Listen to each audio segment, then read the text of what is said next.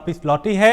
Ukraine से अपने घर पहुंचने के बाद अदिति ने वहां का खौफनाक मंजर बयां किया और भारत सरकार की पहल की सराहना की और कहा कि सरकार वहां फंसे और छात्रों को जल्द से जल्द वापस लाए।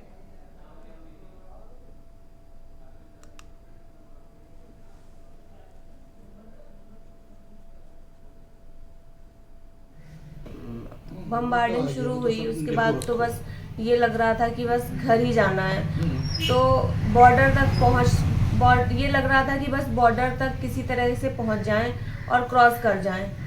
तो मेन दिक्कत बॉर्डर क्रॉस करने में थी। फिर उसके बाद रोमानिया पहुंचे हम लोग। फिर रोमानिया में भी दिक्कत वैसे कुछ नहीं थी, लेकिन टेम्परेचर माइनस में था। हम लोग 6-7 घंटे तक माइनस में लाइन में लगे रहे रिफ्यूजी वीज़ा के लिए। फिर उसके बाद उन रोमानिया होटल में उन्होंने रुकवाया, फिर खुद से बस करवाई। तो और मेन दिक्कत जो है वो जैसे ही हम लोग बॉर्डर पे पहुंचे हैं तो वहाँ पे इतनी भीड़ है, वहाँ पे रुक भी नहीं सकते हैं। और रात में टेम्परेचर माइनस में था, हम लोग -10 में, और स्नो भी हो रही थी। तो -10 में स्नो में बाहर बैठे रहे। कोई ना खाने की व्यवस्था थी ना पीने की, जो हम लोग अपने साथ ले गए थे बस वही था। और ये था कि जल्दी से जल्दी बॉर्डर क्रॉस कर जाएं।